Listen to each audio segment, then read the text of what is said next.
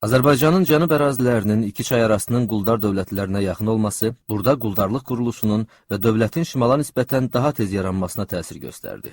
Eramızdan əvvəl 1-ci minilliyin başlanğıcında Urmiya gölü ətrafında qüdrətli bir Azərbaycan dövləti, Manna dövləti yaranır. Bu dövlətin tam təşəkkülü eramızdan əvvəl 9-cu əsrin axırlarına təsadüf edir.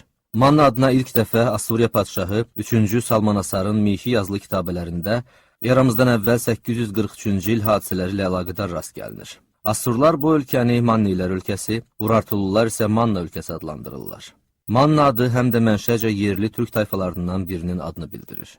Hələ eramızdan əvvəl 11-ci əsrdə bu ərazidə müstəqil siyasət yeridən Zamua, Gelzan, Alateye, Surikaş, Gizilbunda, Uişdiş, Zikirtu, Andiya kimi vilayətlər də yaranmışdı.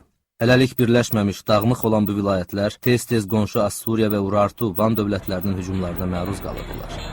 Artıq eramızdan əvvəl 9-cu əsrdə müstəqil vilayətlər birləşərək Manna dövlətini yaradırlar. Dövlətin siyasi əsasını Zamua, Lullubilər ölkəsi təşkil edirdi. Bu vilayət ətrafında digər vilayətlərin birləşməsi nəticəsində yaranmış, mərkəzləşmiş dövlət qonşuların hücumlarından qorunmaq iqtidarına malik idi. Yeni yaranmış dövlətdə siyasi çəkişmələr ara vermir. Sərbəstliyə can atan canişinlər dövlətin xarici siyasətini dəyişmək üçün tez-tez qiyam qaldırır, sui-qəsdlər təşkil edirlər. Bu qiyamlar çox vaxt hökmdarın taxtdan salınması ilə nəticələnirdi.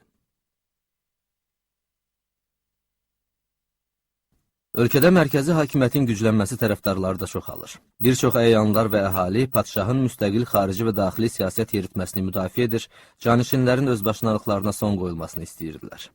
Uzun çəkişmələrdən sonra müstəqil və güclü, vahid dövlətin yaranması tərəfdarları qalib gəlirlər. Onların nümayəndəsi olan İranzu padşah taxtına əyləşir.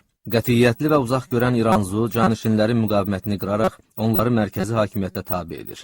Onun zamanında özünün ən parlaq və çiçəklənmə dövrünü yaşayan Manna, yaxın şərqin ən qüdrətli dövlətlərindən birinə çevrilir. İndi təcavüzkar Van, Urartu dövlətinə qarşı mübarizə də asanlaşır. Bir zaman işğalçı yürüşlərə məruz qalan Manna, hətta Van dövlətinə hücumlar etməyə başlayır. Ağıllı padşah İranzu bu dövrdə Ön Asiyada özünün yüksəliş dövrünü keçirən Assuriya ilə müttəfilik münasibətləri yaradır. Van padşahlığının barışmaz düşməni olan Assuriya ilə Mannanın mənafeyi uyğun gəlir. Bu mənafe uyğunluğu Assuriyanın Mannaya hücum etməsinin qarşısını almaqla bərabər, onu Van padşahlığının təcavüzündən qorumağa vadar edir. Assur hökmdarı 3-cü Tiqlat Palasar Mannanın Mazamua vilayətini tutsa da, onun daxili müstəqilliyinə toxunmur. Çünki bu zaman Assuriya Urartu ilə müharibə aparır, Mannanın yardımından faydalanırdı. Bunun nəticəsi olaraq Manna öz sərhədlərini Arazdan şimala doğru genişləndirir, daha böyük bir ərazini əhatə etməyə başlayır. Manna dövlətinə açıq döyüşdə gücü çatmayan Van padşahı hiylə və xəyanət yoluna üstünlük verir. Mannanın bir sıra vilayət hakimlərini şirnikləndirib öz tərəfinə çəkə bilir. Van padşahının təhriki ilə eramızdan əvvəl 719-cu ildə Zikirtu vilayəti ilə birlikdə Şuandahul və Durduqqa şəhərləri də qiyam qaldırırlar. Assuriya çarı 2-ci Sarqon işə qarışmalı olur. Qiyamçılar məğlub edilərək tabeçiliyə qaytarılırlar.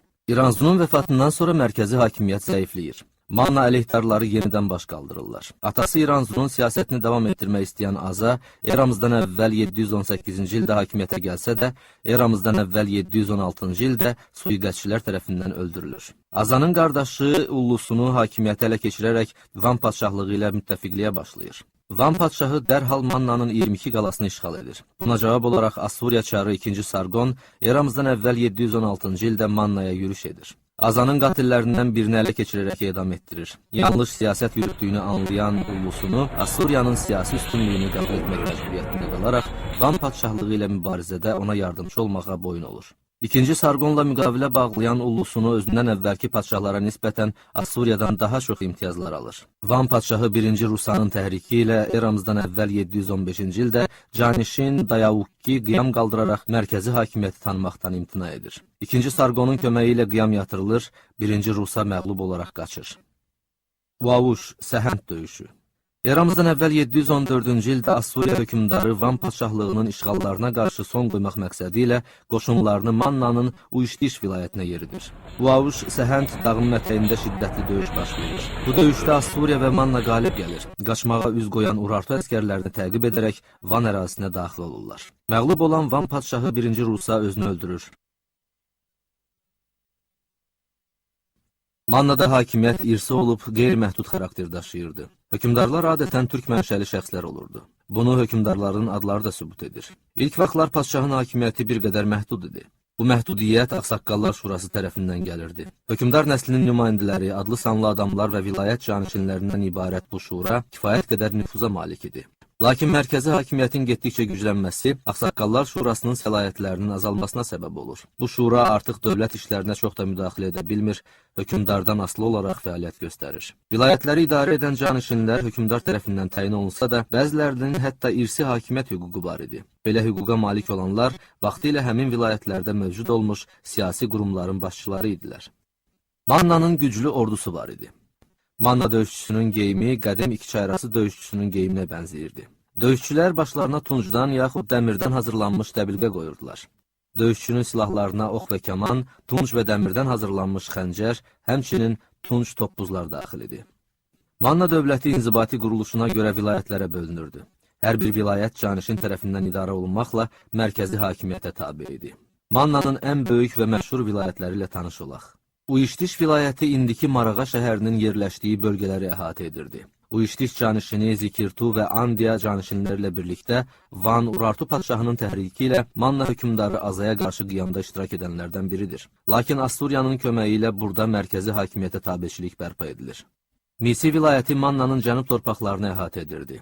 Vilayətdə yaşayan cəngavər tayfalar atçılıq və dəvəçiliklə məşğul olur, qaramal və davar saxlayırdılar. Misi vilayəti Ullusununun hakimiyyəti dövründə Mannaya birləşdirilmişdi. Ərazisi olduqca geniş olan bu vilayətin canişini özünü müstəqil aparmağa çalışırdı. Allabriya vilayəti Urmiya gölü hövzəsində yerləşirdi. Mənbələrdə Allabriya çarlığı haqqında geniş məlumatlar verilir. Allabriya çarlığının adı ilk dəfə eramızdan əvvəl 9-cu əsrin ortalarında çəkilir. Bu mənbədə Asturiya çarı 3-cü Salmanasarın Allabriyanın qala şəhərlərindən birini ələ keçirməsindən, oranın var dövlətini talamasından söhbət açılır. Allabriya canişini də Van padşahlığının təhriklərinə uyaraq tez-tez mərkəzi hakimiyyətə qarşı çıxırdı. Dağlıq ölkə adını daşıyan Gizilbunda vilayəti Mannanın şərq torpaqlarında yerləşir. Asturiya çarı 3-cü Salmanasar Gizilbunda əhalisini öz güclərinə güvənən, başının üstündə hökmranlıq tanımayan adamlar adlandırır. Andiya vilayəti Mannanın şərq sərhədlərində, Qızılüzən çayı hövzəsinin orta və aşağı hissəsində yerləşən ən uzaq vilayətidir. Onun adı ilk dəfə 3-cü Salmanasarın hakimiyyətinin sonlarına aid kitabələrdə çəkilir. Digər Asturiya hökümdarı 3-cü Adad-Naririnin işğal etdiyi ölkələr arasında günəşin batdığı böyük dənizədək uzanan Andiyanın da adı çəkilir. Bu dəniz Xəzər dənizi hesab olunur. Manna özünün ən qüdrətli dövründə Andiyanı Aşşurlardan geri almış və onu özünün təsir dairəsinə daxil etmişdi. Sangibuti vilayəti Urmiya hövzəsinin şimal-şərq hissəsində Manna ilə Urartunun sərhədi hüdudunda yerləşirdi. Vilayət iki hissədən, Subi və Baradan ibarət idi. Sangibuti vaxtaşırı olaraq gah Mannaya, gah da Van Urartu padşahlığına tabe olurdu. İkinci Sargonun kitabələrində bu vilayətin yaxşı möhkəmləndirilmiş at tövlələri, arpa dolu anbarları olan Tarun və Tarmakis qalalarının adı çəkilir. Bara vilayətində hökümdar sürüləri saxlanırdı. Manna əhalisi ulu babaları kimi qalalar ucaltmaq, möhkəm müdafiə qurğuları tikmək işində mahir idilər. Bu qalalarda əhali demək olar ki, yaşamırdı. Onlarda müəyyən qədər qoşun saxlanılır, hücum və mühasirə təhlükəsi yarananda ətraf yerlərdəki malqara bura sürülürdü. Ətraf kəndlərin əhalisi də çox vaxt bu qalalara sığınırdı. Belə qalaların ən məşhurlarından biri Zibiya qalasıdır. Zibiya qalasının adı Assur mənbələrində çəkilir. Hündürlüyü 90 metr olan bu qala öz möhtəşəmliyi və alınmazlığı ilə hamını heyran qoyurdu. Həsənli şəhər qalası da müdafiə tipli qalalardandı. Qalanın ətrafına qabarıq bürcləri olan hasar çəkilmişdi. Həsənli qalası düşmən hücumlarına daha çox məruz qalmış qalalardan biridir. Mannanın paytaxtı olan İzirtu yaşayış məqsədi ilə salınmış qüdrətli şəhər qalalardan biridir. Olduqca böyük ərazini əhatə edən şəhər əlverişli mövqedə yerləşirdi. Bu qalaya yalnız Ziviyə və Armaid qalalarını dağıtdıqdan sonra yaxınlaşmaq olardı. Şəhərdə iç qala, saraylar, məbədlər və digər tikililər var idi. Onu bu möhtəşəmliyinə və gözəlliyinə görə Padşah şəhəri adlandırırlar.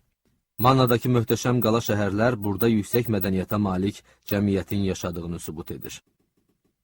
Azərbaycanın cənub torpaqları yayda quruyan çayların və kiçik dağ irmaqlarının kəsib keçdiyi dağlıq ərazidən ibarətdir. Ölkəni İran yaylasından Zagros dağ silsiləsi ayırır. Şimalda yerləşən Talış dağları Xəzərdən gələn soyuq havanın, Zagros dağları isə yayda quru tropik havanın qarşısını kəsdiyindən əlverişli iqlim şəraiti formalaşır. Ölkənin mərkəzində dumduru suyu ilə məşhur olan əhalinin müqəddəs saydığı Urmiya gölü yerləşir. Mənbəyini uca dağ ətəklərindəki buzlaqlardan götürən Acıçay, Cağatu və Tatay çayları Urmiya gölünə tökülür. Bu çayların münbit və məhsuldar vadiləri əhalinin sıx məskunlaşmasına imkan verir. Bu torpağın zəngin faydalı qazıntıları var.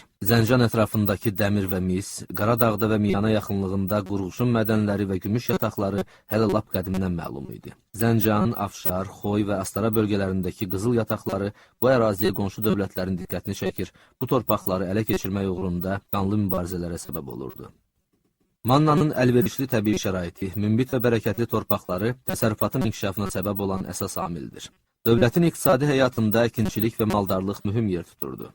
Maldarlıq əsasən dağətəyi və dağlıq bölgələrdə yaxşı inkişaf etmişdi. Bu ərazilərdə qara mal, qoyun və at saxlanılırdı. Köçəri maldarlıq üstünlük təşkil edirdi. Malqara yayda dağlarda, qışda isə vadilərdə bəslənirdi.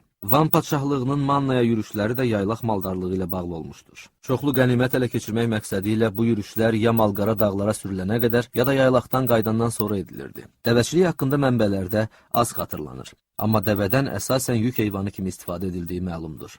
Həsənlidən tapılmış qızıl camın üzərində ilahları döyüşə aparan qatır və öküz qoşulmuş cəng arabalarının təsviri heyvandarlığın bu sahəsinin də inkişaf etdiyini göstərir. Mannada atçılığa böyük əhəmiyyət verilirdi. Nəticədə at köç yurdlarını yaşayış məskənləri ilə birləşdirən əsas nəqliyyat vasitəsinə çevrilirdi.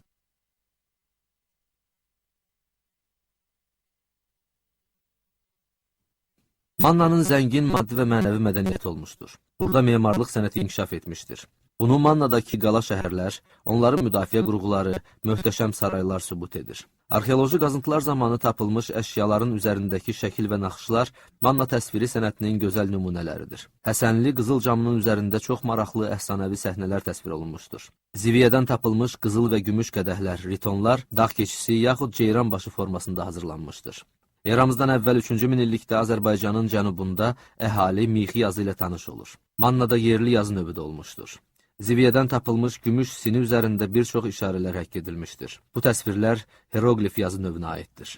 Mannada əhalinin dili ən qədim türk dilidir. Bu da onu göstərir ki, Azərbaycan qədim türk yurdudur. Burada hələ eramızdan əvvəl 3-cü minillikdə yerli türk etnosları yaşamışlar.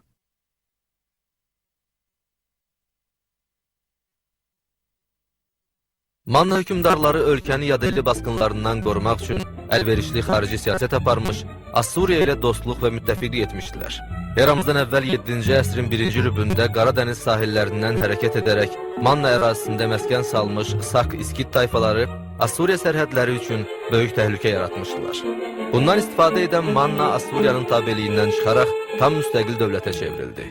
Bu hadisələrdən sonra Mannanın mövqeyi xeyli güclənir. İkinci Sarqonun varisləri dövründə bundan istifadə edən padşah Ahşeri Assuriyanın siyasi üstünlüyünü tanımaqdan imtina edir. Eramızdan əvvəl 675-650-ci illərdə hakimiyyətdə olmuş Ahşerinin bu siyasəti Mannaya baha başa gəlir. Mannanı öz təsiri altına almağa cəhd edən Assuriya padşahı Mannaya qoşun yeritmək əmrini verir. Ölkə dağıntılara məruz qalır. Ahşeri də məğlub olub yenidən tabeçiliyi qəbul etməyə məcbur olur. Öz mülklərini, torpaqlarını itirən torpaq sahibləri Ahşeriyə qarşı çıxıb üsyan edirlər. Ahşeri öldürülür. Onun yerini tutan oğlu Ualli Assuriya ilə ittifaqı bərpa edir. Eramızdan əvvəl 616-cı ildə Assuriya, Midiya və Babillə mübarizədə təklənəndə Manna qüvvələri ona köməyə gəlir.